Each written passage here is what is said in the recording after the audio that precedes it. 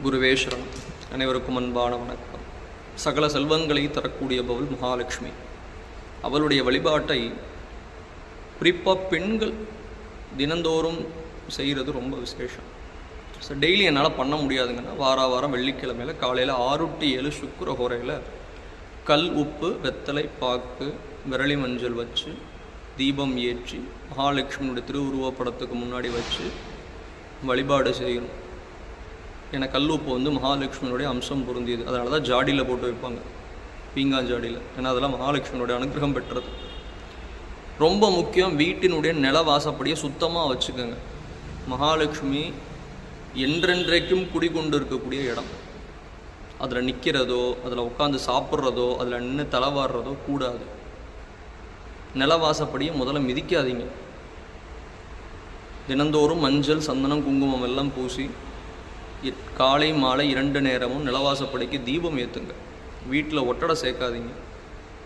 துவைக்கிற துணியாக இருந்தாலும் சரி, புதிய துணியாக இருந்தாலும் சரி, அதிகமாக சேர்க்காதீங்க. தேவைக்கு அதிகமாக இருந்தது அப்படின்னா தானம் பண்ணிவிடுங்க. அரிசி பருப்பு உப்பு சர்க்கரை தண்ணி எண்ணெய் உப்பு புளி ஊறுகாய் இதெல்லாமே வீட்டில் இல்லை அப்படிங்கிற அளவுக்கு நிறைஞ்சிருக்கணும். இதெல்லாமே மகாலட்சுமியோடைய அம்சம் பொருந்தியது. அதே போல் தினந்தோறும் வீடுகளில் இரவு தூங்குறதுக்கு முன்னாடி கிச்சனை நல்லா க்ளீன் பண்ணிடுங்க. 10 பாத்திரம் அதிகமாக சேர்க்காதீங்க. அடுப்பை சுத்தமாக வச்சுக்கோங்க. அஞ்சரை பெட்டியில் எல்லாமே நிறைஞ்சிருக்கணும். அதே சமயத்தில் தினந்தோறும் இரவு நேரம் தூங்கும்போது ஒரு நபர் சாப்பிடக்கூடிய அளவுக்கு சாதம் வச்சு அதை தண்ணி ஊற்றி ஓரமாக வச்சிடுங்க. இல்லை சாதத்தை மொத்தமாக வலிச்சிடாதீங்க. மறாவது நாள் காலையில் நீங்கள் உபயோகப்படுத்திக்கிட்டாலும் சரி, யாராவது ஒரு நபர் நீங்களே உபயோகப்படுத்திக்கிட்டாலும் சரி, இல்லை ஜீவராசிகளுக்கு போட்டாலும் சரி. ஆனால் இல்லைங்கிற அளவுக்கு உணவு ஒரு நபர் சாப்பிடக்கூடிய அளவுக்கு சாதத்தை இரவு நேரம் எடுத்து வச்சுடுங்க. வீடுகளில் இயற்கையாகவே சூரிய வெளிச்சம் விழுகணும். லைட்டு போட்டால் தான் வெளிச்சங்கிற அளவுக்கு இருக்கக்கூடாது. வாரம் வெள்ளிக்கிழமை வெண்கடுகு வெண்குங்குளியோடு சேர்த்து சாம்பிராணி போடுங்க.